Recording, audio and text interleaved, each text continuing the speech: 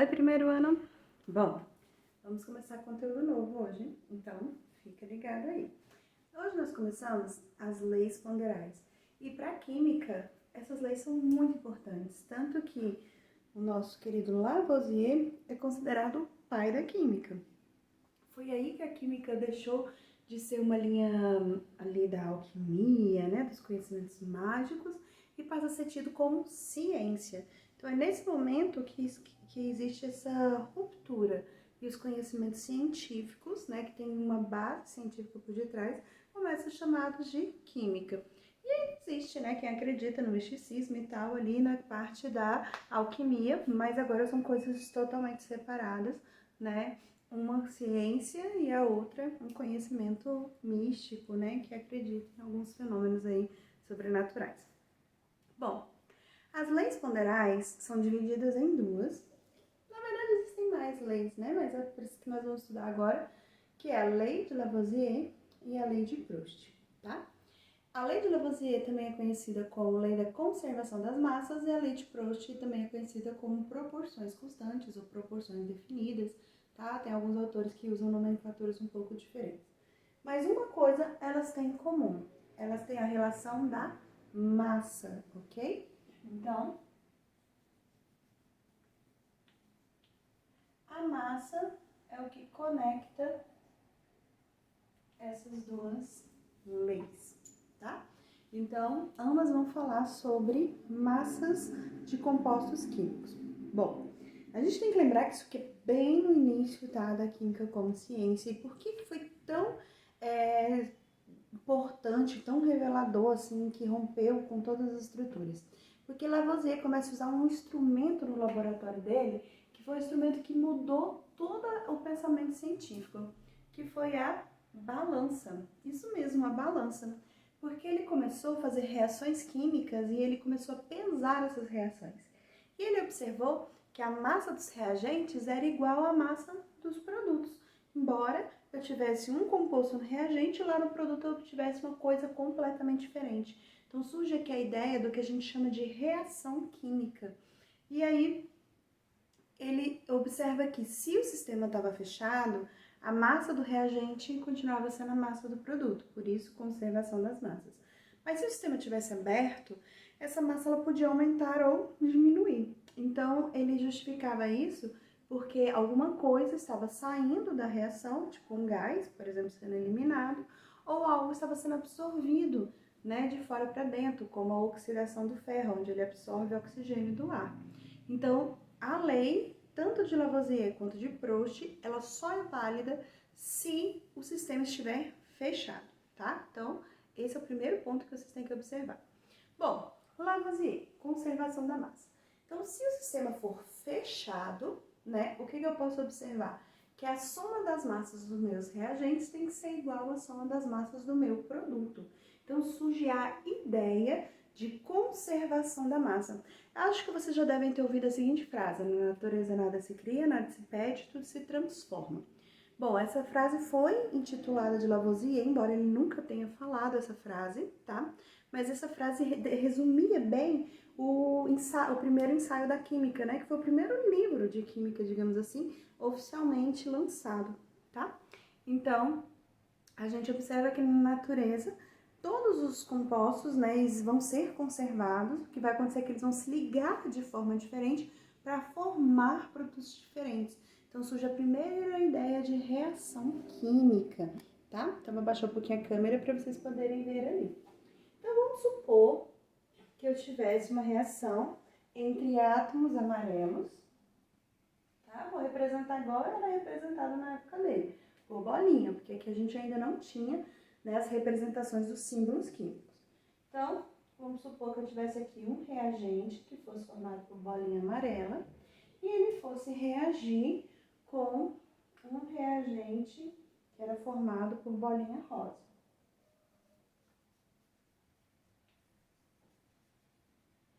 No produto, não poderia aparecer bolinha branca. Por que não poderia aparecer bolinha branca? Porque lá nos meus reagentes eu não tinha bolinha branca, eu só tinha bolinha amarela e bolinha rosa. Então eu tinha uma conservação do meu reagente. Então, o que poderia aparecer aqui era a minha bolinha amarela e a minha bolinha rosa. Mas como eu queria formar um produto novo, então eu ia formar o quê? Bolinha amarela com bolinha rosa. Então, o composto formado por bolinha amarela e bolinha rosa tinham propriedades e características diferentes, por exemplo, do produto só rosa ou do produto só amarelo. Então, eu podia falar que eu tinha obtido algo novo, mas esse algo novo ele tinha propriedades diferentes, apesar de eu ter tido uma conservação dos meus reagentes. Então, na química, a gente fala o seguinte: todo mundo que está antes da seta, a gente chama de reagente. Quem vai reagir para formar algo. Então, esses carinhas aqui são os nossos reagentes. E quem está depois da seta, ó a setinha aqui, ó, como ela é importante pra gente, a gente vai chamar de produtos. Ou seja, quem vai ser produzido, aquele carinha que vai ser obtido. Então, as reações químicas, elas são formadas por reagentes e produtos. Mas o Lavoisier ia além. Ele, como ele estava usando a balança, ele estava o quê? Ele estava obtendo valores numéricos. Então, se ele tinha valores numéricos, ele automaticamente podia somar, ele podia pôr a matemática dentro da ciência. Então, não era mais só um conhecimento aleatório, ele tinha base matemática, ele tinha comprovação matemática por detrás. Por isso que essa lei no início foi tão importante.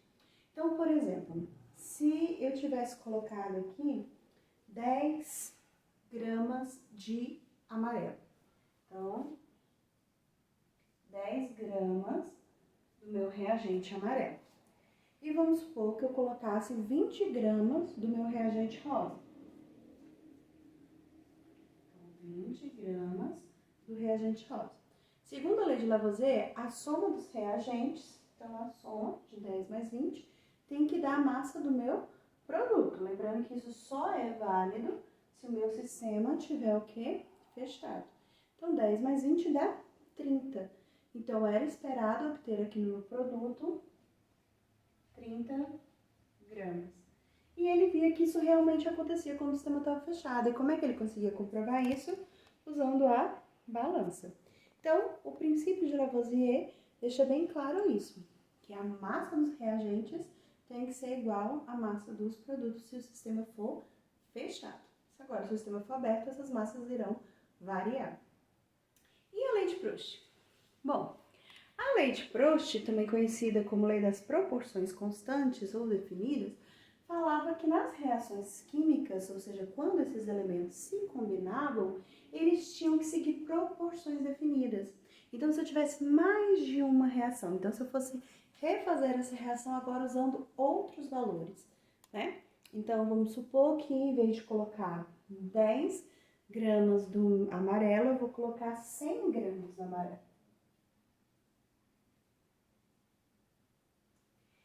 E automaticamente eu colocaria 200 gramas do meu rosa. Eu ia esperar, então, obter 300 gramas do meu produto. E existiria uma proporção entre a primeira reação e a segunda reação. Nesse caso aqui, a proporção é bem fácil de visualizar. A gente está vendo o quê? Que eu estou aumentando 10 vezes mais. Ai, professora, eu não sou tão boa em matemática, não consigo visualizar isso. Então, qual é a dica que eu tenho para a lei de Proust? Você sempre vai pegar o maior valor e dividir pelo menor, desde que se refiram ao mesmo ponto. Então, por exemplo, aqui, eu vou pegar dois valores que se referem a produto. Quem é o maior? 300. Então, eu vou colocar 300 e vou dividir pelo mesmo que se refere a ele na primeira reação. Porque eu quero achar o quê? Uma proporção definida. Proporção da matemática tem a ver com divisão. Então, 300 dividido por 30, eu vou achar quanto? 10 vezes. Então, a proporção da segunda equação em relação à primeira, ela é 10 vezes o quê? De 30 para 300 não aumentou? Então, ela é 10 vezes maior. Então, eu posso falar que existe uma proporção aqui da primeira equação em relação à segunda de 10 vezes. E se tivesse diminuído, ou se tivesse uma terceira equação aqui, eu poderia colocar essa terceira equação? Poderia. Então, se eu tivesse essa mesma reação, só que agora eu vou fazer uma terceira vez usando valores de massas diferentes. Então, eu poderia deduzir uma nova proporção. Mas vamos supor que eu não fosse colocar aqui todos os valores. Vamos supor que eu coloquei 5 gramas do primeiro reagente, mas na hora lá de pesar o segundo eu me distraí e não pesei o segundo, tá? Então, eu vou pôr aqui uma interrogação, não sei quanto que eu coloquei de segundo. E acabou que meu produto também, eu perdi um pouco de massa, então eu não sei quanto que seria formado. Eu também não descobri o meu produto. Então, eu vou chamar aquelas duas interrogações de X e Y, tá? Então, vamos pôr aqui, a gente tem uma incógnita X e eu teria aqui uma incógnita Y. Então, eu não sei nem quanto de reagente rosa eu usei e eu também não sei nem quanto de produto eu obtive. Então, só um minutinho, eu vou pausar e já volto a filmar. Bom, acho que assim vai ficar um pouquinho melhor para vocês verem. Então, eu tenho aqui o valor do amarelo, mas eu não tenho o valor nem do reagente rosa e nem do produto formado. Mas concorda comigo que eu posso achar uma proporção entre a primeira e a terceira, ou entre a terceira e a segunda? Então, se você usar os dados da terceira em relação à primeira, você sempre vai usar a terceira em relação à primeira. Se você utilizar os dados da terceira em relação à segunda, você sempre vai usar os dados da relação entre a segunda e a terceira. Eu sempre gosto de fazer, isso é dica, né? Eu sempre gosto de fazer uma proporção entre a terceira e a primeira, a segunda e a primeira, sempre em relação à primeira equação, tá? Mas isso aí depende do exercício e depende de como você vai se adaptar para fazer esse cálculo. Então, vamos ali calcular a proporção aí da primeira em relação à terceira. Hoje tá meio difícil aqui. Então, vamos lá. Bom, eu não tenho como fazer proporção entre o x e o 20, porque eu não tenho dado de x. Eu não tenho como fazer proporção entre o y e o 30, porque eu também não tenho dado de y. Mas eu posso fazer a proporção entre o 10 e o 5, porque ambos se referem ao mesmo reagente, isso é muito importante, sempre tem que pegar do mesmo dado, e das equações que eu quero descobrir proporção. Então, ali eu vou fazer o quê? O maior dividido pelo menor, segundo a minha dica. Então, eu vou pegar o 10 e vou dividir por 5. 10 dividido por 5 dá 2. Então, eu achei uma proporção de 2 vezes. Agora, de 10 para 5, diminuiu ou aumentou? Diminuiu. Então, ao invés de eu multiplicar, eu vou fazer o quê? Eu vou dividir, porque está diminuindo. Então, quando diminui, você divide. E quando aumenta, você multiplica. Então, eu vou pegar os dados aqui da primeira equação, porque a minha proporção foi da primeira para a terceira. Você tem que usar os dados da primeira equação. E vou dividir. Só que agora eu vou dividir por quanto? Minha proporção era 2. Então, eu vou dividir por 2. Então, vamos lá. 10 dividido por 2 dá 5. Bateu? 20 dividido por 2 dá 10. Eu já posso afirmar, então, que nessa terceira equação, meu x valeria 10 gramas. Aqui você já pode fazer. 10 mais 5 dá 15. Mas se você não quiser, pode continuar a proporção. 30 dividido por 2 também dá 15. Então, como é proporcional, qualquer um dos dados que você, ou qualquer uma das duas leis que você usar, você vai chegar na mesma resposta. Então, meu y, nessa reação aqui, valeria 15 gramas.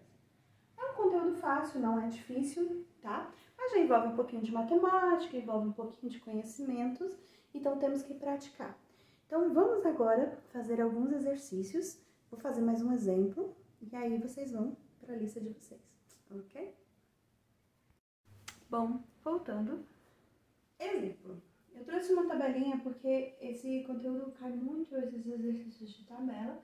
É claro que a gente vai estar praticando outros, mas esse aqui para introduzir bem interessante, né, o conteúdo. Bom, aqui, novamente, ele trouxe o mesmo experimento, então a gente tem A mais B, que são nossos reagentes, formando C mais D, só que agora a gente tem 2 produtos, né? E ele fez esse experimento 3 vezes, utilizando proporções de massas diferentes. Então, no primeiro experimento, ele tinha 20 gramas de A, ele não informa a quantidade de B, mas ele informa que vai formar 10 de C e 30 de D. Então, eu posso usar a lei de Lavoisier para resolver, bem facinho, né? Eu sei que é a soma dos reagentes, então 20 mais X tem que ser igual à soma dos produtos. Os meus produtos ali são 10 e 30, então eu teria 10 mais 30. Bom, então meu X vai ser igual a 10 mais 30 dá 40, passo 20 subtraindo, 40 menos 20 é 20. Então, já achei ali nosso primeiro dado. Achei que meu X vale 20. Então, vamos pôr aqui. O X vale 20, ok?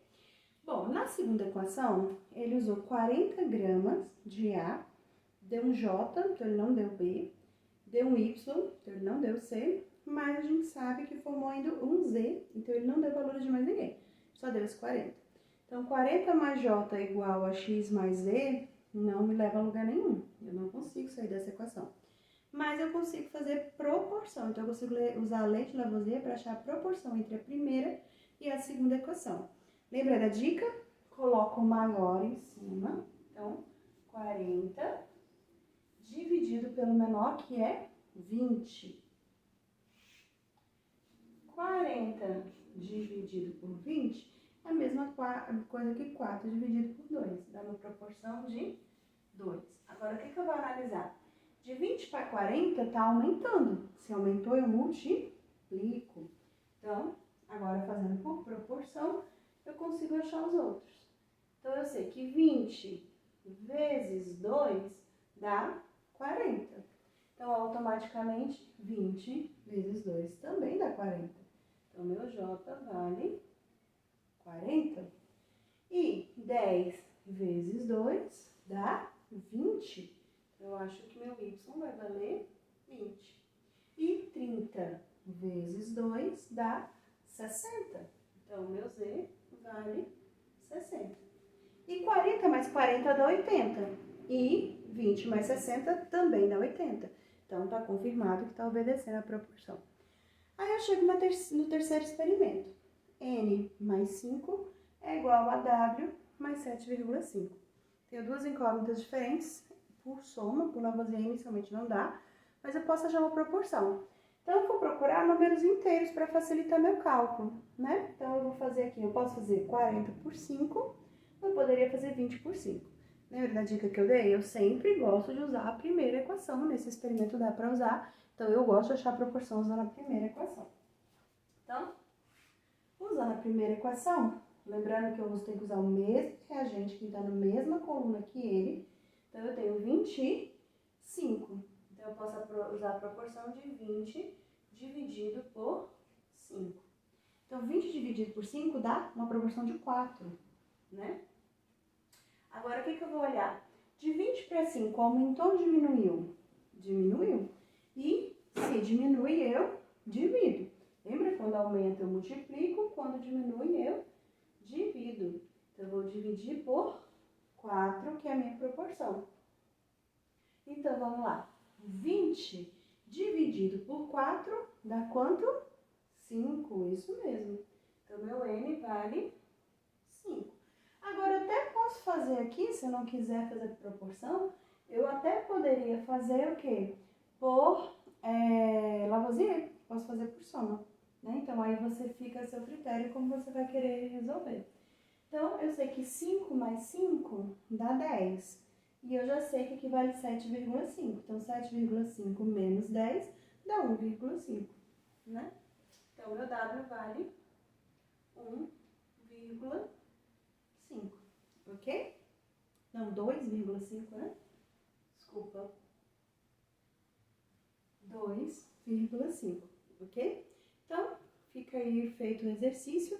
Agora vocês podem ir praticar e depois eu venho com a correção das práticas para a gente ver se vocês realmente aprenderam, tá? Agora, é um conteúdo que realmente só dá para aprender praticando. Tem que fazer exercício, porque quando eu faço parece muito fácil, mas quando você pega o exercício e você vai ler, parece que a coisinha ali, o tic-tac, não bate muito bem. Então é importante vocês estarem fazendo bastante exercícios para praticar isso aí, tá? Beijão e até a próxima!